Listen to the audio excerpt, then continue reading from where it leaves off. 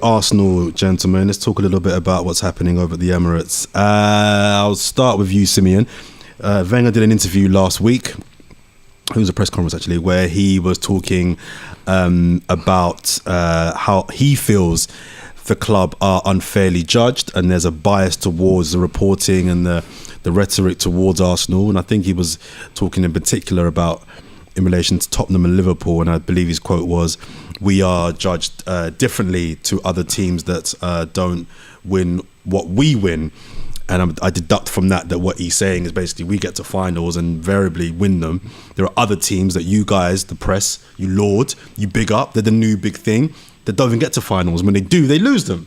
So do you think Arsenal and Arsene Wenger are unfairly judged in the context of those other two teams in particular? They weren't mentioned, but I think we're assuming he's talking about Tottenham and Liverpool haven't won no trophies recently. I mean, when he says we in the club, he needs to be honest. He means he. And the truth is, though, is that ultimately it depends what barometer you're measuring kind of success and progress. Yeah. Now it's not about the elevation of Liverpool or Spurs. It's about elevating the progress that they've made. And certainly, I think that anybody can even dispute that under Spurs, that under Pochettino, Spurs have become a very dangerous team, a very consistent team, and that is worthy of comment. I don't see how Wenger can take offence at the kind of celebration of the kind of rebirth of Spurs. But yes, he's right. They haven't won the league in God knows when. And so therefore, is he right? Sport is about competition. Competition is about winning. Winning is about lifting trophies. And even if Spurs' progress has been considerably larger than Arsenal's, at the end of the day, he can say, we still get to finals. And like 9 times out of 10, we win them. I.e. last year. I guess the question is then, to Wenger is this what we built a whole stadium for? To continue winning FA Cups and domestic titles, and a domestic title which doesn't include the most important one, which is the league, or the European Cups. So I feel like this kind of reveals a lot about Wenger's ambitions and aspirations. If he's talking about comparison with Liverpool and Spurs, that is already a sign of his failure. He should be talking about competition with City, United, and Chelsea. So that already tells you that he's relegated himself from the top tier of English football in the space that he's been there. So for me, I feel that he's revealing a great poverty of his recent achievements. So I don't feel that his gripe is fair. I think it's spin, because certainly what people are talking about Liverpool is the way that they're playing football on the clock. They're playing like we used to play, not when we were winning titles, but in that period between now and when we used to win stuff, and we had that kind of great young team in like Nasri and Fabregas and RVP, and we used to just bang anyone in the bottom half of the league, and we used to compete against the top half, but we didn't quite have the mentality to win. But we played the best football by like a country mile. We were that team, and now we're not that team. We don't even play good football, not really. Occasionally we can, but it's really more formulaic in the way that we knock it around. But that is not the same as being scintillating. So I feel that Liverpool's celebration under Klopp, even though they won't win anything because they can't defend, I think that they've become a team that are entertaining, that are enjoyable, and I think that people should celebrate that. Same with Spurs, they should celebrate that. And I guess I guess for me as an Arsenal fan, sometimes I don't feel offended by the coverage. Okay. G, do you think the disparity of the celebration Simeon talks about of Spurs and Liverpool is to a larger extent overly generous in comparison to the criticism that Wenger gets, considering one team is winning trophies and the other two teams aren't? Or do you think it's about balance and it's about right? No, overall, I think it's about right, because I mean, and again, I say this with no disrespect, Tottenham are doing something that they haven't done for years and years and years. Fair enough, they're not winning titles yet, but they were very close and they were actually competing. So in terms of their objectives, they were exceeding their objectives by getting where they got when they came second to us, and when they came second to Leicester. Although you could argue they should have beat Leicester, really, because if you're going to win a league, it's going to be when you're competing with Leicester. But Arsenal have not won a title in what is it like 13 years is coming up to now. I don't even count anymore. I think it's more. I think it's more. Oh my goodness. They are throwing the open top buses for having FA Cup wins. It was 1 year. I think it was 1 year because I was there. It was 1 year. Let's stop this every year. It was 1 year, all right? Well, what I'm saying is that Arsenal's level has dropped. I don't know why Wenger would expect praise when his own standards and the standards of the club that he was supposed to manage have dropped. Now, I don't think Arsenal standards were all that high anyway before he got there. So let's not like. I mean, there were no Barcelona put it like that. But at the end of the day, the standards still has dropped. Listen, hey, these new clubs like Chelsea, yeah, they come along and they have a little good 10 year, one little decade, and they think they're the thing. Simeon, do you feel like the Arsenal have won this kind of PR battle in this transfer window? Because that's what I feel. Aubameyang, I think, will happen. Mkhitaryan is in the bag.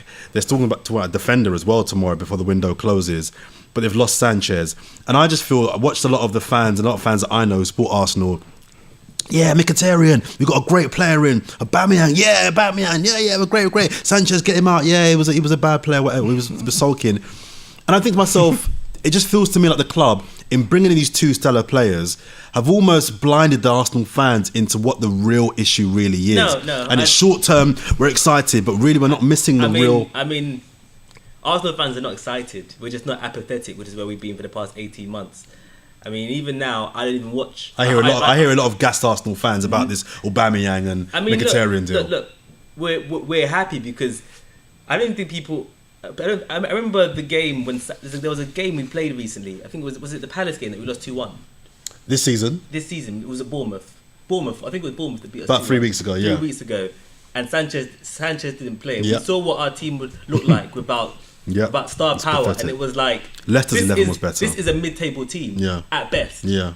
And so when you are trying to compete at the highest level, you need to be able to attract quality players, and quality players want to play with other quality players. Shock horror.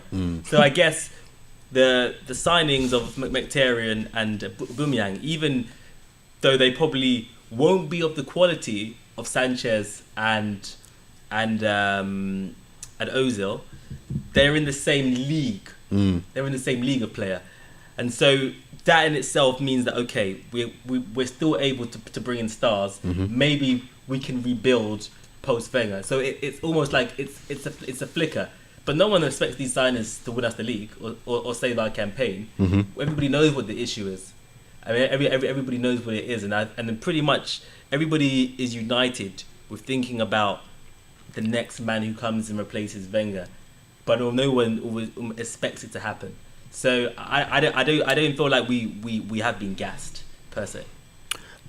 G, do you feel that if Aubameyang is confirmed, that's actually a really good transfer window, or do you still feel that Sanchez, on his own and a fit firing Sanchez is better than a Mkhitaryan and an Aubameyang? Well, look, Sanchez was never staying, so that was clear. I think Arsenal have made the best out of a really bad situation. I think they've messed this up royally that it's got to last year. I think they should have been looking to how they can move them on to suit yourselves and your club much earlier. However, they are where they are now. I don't say it's a good situation, but I don't see that they could have done a lot better unless they bought a defensive midfielder and a centre back. But they don't do that anyway, so that doesn't count. You know what I mean? But in this situation, for Sanchez going, I don't think you're going to get many better than Aubameyang and Mkhitaryan. And I think considering that the asking price on Sanchez was 35 million, they probably would have taken probably closer to 25 million if United didn't come in and throw the kitchen sink, as Simon said earlier. You look at then what you got in terms of getting Mkhitaryan as a replacement. I think that's good value going forward. It's decent value. I tell you what, I thought that we were getting Mkhitaryan and 30 mil, and I was did I. I was like, robbery. So did I. I ain't gonna lie, I was a little bit gassed. When I saw that, I was like, I started respecting the club. I was like, yo, they're getting Mkhitaryan and 30 mil. Money. I was like, nah, Well done, well played. When I thought it was just straight swap, I was a little bit like, Yeah. But do you think Mkhitaryan's worth about 50 mil? no. You don't think? So you think he's worth 35 mil? I think he is. I think he's a talented player who we have never seen deliver in the Premier League. So I mean, there are doubts over what he can do. There are no doubts over what Sanchez can do. No, but Sanchez even if is you gonna sold- turn up on the weekend and start banging in goals. Even if you sold Mkhitaryan in the summer, how much would you ask for him? About 40, 50 mil. I think he's worth 40, 50 mil. He's talented. I'm thinking when I'm calculating value, I'm calculating value in terms of output on the pitch. Okay. So for me, we lost at peak form Sanchez 25 goals a season in all competitions. We lost Theo Walcott 20 goals a season. So I'm thinking Where? When? Sorry? Theo Walcott 20 goals goals season? Last season, yeah. When? 20 19 goals. last year. 20 goals. Jeez. Was that a Carling Cup or something? No, it was The thing across. is, across you all- guys, people don't respect Theo, but Theo is an outstanding player. Okay, but Back. you know, you were saying 20 goals a season, that plural. Is that just once that he's got 19? He's comfortably 12 to 15 on a minimum. I mean, in terms of his ratios over the past 5-6 seasons, they've been good. They've certainly been probably better than any other English midfielder. And with those kind of players going out, so I think Theo's time was done. With him and Coquelin going That's out, what I'm saying in terms of value, right? I'm thinking, who's going to replace that creativity? Who's going to replace the assists and the goals? Mkhitaryan comes in. I know he's talent, but is he going to deliver, or is he going to be like another Arshavin, sparkle here, but be off form? So I'm thinking, who's really going to be that Sanchez guy? Aubameyang is an interesting signing. Ironically, we don't even really need him because we have Lacazette, who's just as good. That's a finisher. my worry. That's so my worry. ultimately, now I wonder to what extent it's a panic buy because you need some glamour, and how is he going to then restructure the team? And that's why my first question was: is this a good PR move for Arsenal? Because it's all the fans. Oh, Aubameyang! If he's signed tomorrow, they'll be going. You'll see gas tomorrow if he's signed. When really, as an Arsenal fan, I'm thinking, yeah, on the face of it, it's a glamour I don't signing. call it gas. I call it relief. I just feel relieved that the club is able to sign world class talent, because the state of our side without world class talent is worrying. So for me, if Aubameyang happens and we have Mkhitaryan, I feel relieved. I feel like, okay, there's a foundation. That's how I feel. Yeah, I hear you. So but I mean, we'll see how that really plays out. On Aubameyang, G, his record is fat. His stats are there to see. But I'm still thinking, why has no one else gone in for him? If he's that good, and the same thing I feel with Mkhitaryan and Ozil. We seem to be getting these quality players that no one else really wants. Ozil got thrown off the boat. Yeah. Mkhitaryan's been part of a swap deal. Do you know what I mean? Even Sanchez, we battled with Liverpool. Sorry, Joe. We battled with Liverpool to get Sanchez. Lacazette was going to Atletico Madrid before the ban kicked him. We're not getting players that are at the peak. Do you know what I mean? In demand. Well, that's kind of reflective of how. Is that where we are? Yes. Okay, fair enough. Jack Wilshere, do you think the club, by offering a contract with less money, is then basically saying, we don't want you here? No, I don't think it's that. I think it's them saying, you can barely screen 10 games together. Prove yourself. I'm sure, isn't there within the contract somewhere that if he gets over a certain amount of games that There might be you caveats can build in there. up with a bonus. But if I'm offered less money to sign a contract, I'm thinking, you don't really want me here, do you? No, You don't really value me. Not Give me less money. Not necessarily. Who gets less money, G, on a new contract? I just think if you can't play 5 games in a row, whatever it is his record is. I'm not saying that he shouldn't get less money. I'm just questioning whether is there an implicit message in that, where they're trying to. And if he doesn't sign, the club then says, "Well, look, we offered him a contract. Yeah. He didn't sign it." I think the club will be within their rights, and I think if he's sensible, he'd take it. And you talk about like where else would he go? And I think he's one of those few players that does have a genuine affinity to a club, and I think he will take less money and stay. I think he'll take less money and stay in the faith that if he ever gets to the point where he can play a full season He'll be again, rewarded. Wenger will reward him. And Wenger is like a football socialist in that way. I think he would. What kind of socialist earns £10 million a year and refuses to kind of Trust pay me, that to his players? trust me. I bet Jeremy Corbyn probably does as well. Jeremy Corbyn does all right, yeah. The long-term future planning of the club, Simeon, because I've got players here: Shocking. Ozil, Mkhitaryan, Cech, Koscielny, Giroud, Monreal, all 30 plus. Well, late 20s. Well, who's there later than Mkhitaryan's 20s? 29. Okay, well, by the time the season starts, I'm looking at next year now. Oh, right, so right. next year he's 30. So where's the long term? Aubameyang. I guess I see. This is why it's so bizarre. You have a manager who was a kind of praised for his ability to find new talent and to raise it, and the irony is that Wenger's biggest failure over the past decade has been his failure to develop talent. To coach, yeah. So you say people will laugh at Walcott and they'll laugh at Ox, and all I see is potential that never reached its peak. Because if both those players played under Wenger of his first 10 years, they would have been well beat. Theo's output was already good, but people just don't see that. Ox had great talent. Both, certainly for the case of Ox, in his first season for us, he was twice the player that left. I mean, I remember a game when we were playing against United. We went on to lose that game, but Ox played, and when he was subbed, the crowd was booing. And RVP said to Wenger, "What are you doing?" Because he created the goal, and he was just explosive, and he had loads of talent. And then Wenger just almost domesticated him into a kind of player with less energy and meat. and kind of fit him into that kind of really poor little boy role. And I feel like for me the biggest tragedy is Wenger's long-term planning, because I feel like we've got to a point now where we've just bought a lot of random players who don't even appear, and then they go. So we bought Park Ji-sung. He appeared, got the number 9 shirt, didn't play. We bought Perez, he came in. Where did he go? Joe Campbell came in, disappeared. You know, and then he waited all these years to sign kind of really dubious players like Sonogo, and you just thought to yourself, laughing, man. You just thought to yourself, I actually feel like there are more players who Wenger bought on a kind of deadline day freebie kind of cheeky punt with no long-term planning than bona fide superstars who he crafted, which is what he's living off. That's his reputation for developing the RVPs and Henrys. But actually, there are more players, one who are good, who he didn't develop, and actually in some cases players that players that he picked up with no kind of long-term vision for them. And so for me, the club has a long-term manager who can't think long-term with players.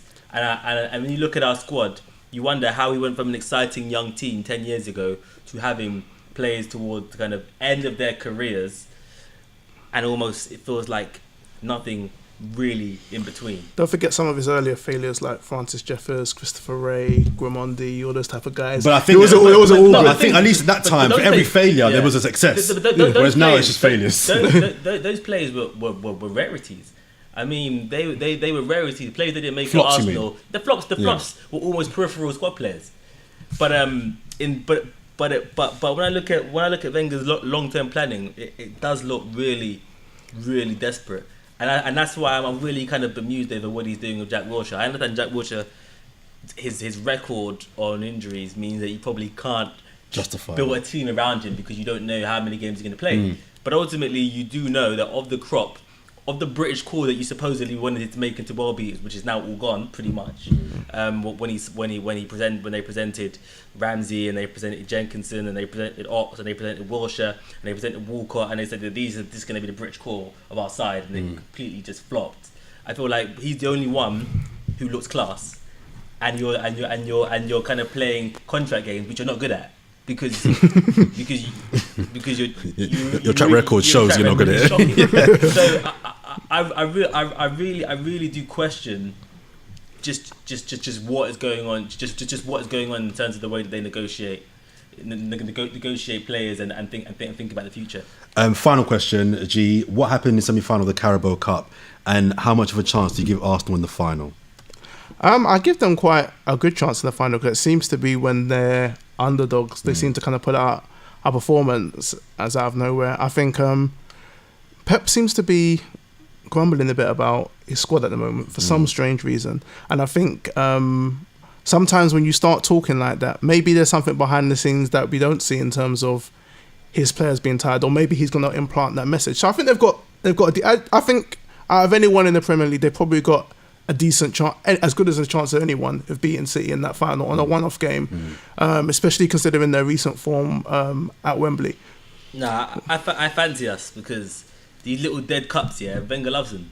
Actually, no, that's unfair. That's unfair. I like the FA Cup. I like the heritage of it. You asked what happened in the game. Yeah, this is fun. Yeah.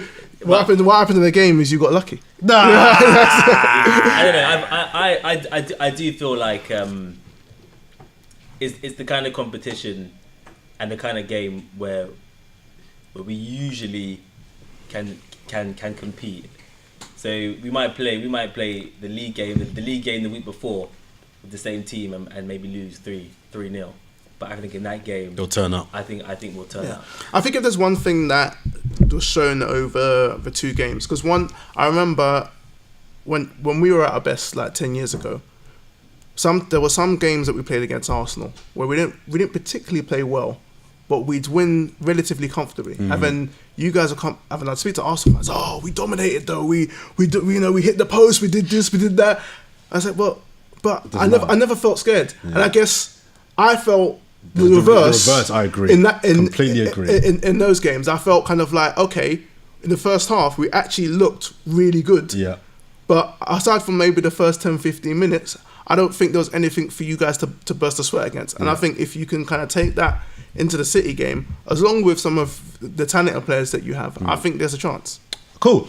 Guys, let us know at home if you think what the future holds for Arsenal the rest of this season and next season. Let us know if you think that Arsenal can win the Carabao Cup final, if they can salvage somehow a top 4 finish in the Premier League, and what's the long-term vision for the club with a lot of players that are quite prominent in the team who are looking like they're going to be in their early to mid-30s over the next couple of years. Cool. And I'll just do a sign off now. Simeon, Gabriel, thanks for coming on the FFP this week. Do not forget to follow us on Twitter, FFP_11, Facebook, Instagram as well. Follow us on AudioBoom, where you can find us. And obviously we're on iTunes as well. And for those that are watching us right now on YouTube, make sure you subscribe and tell a friend, share, comment, give us a review. Let's get up the charts and get this thing going. Until next week, peace.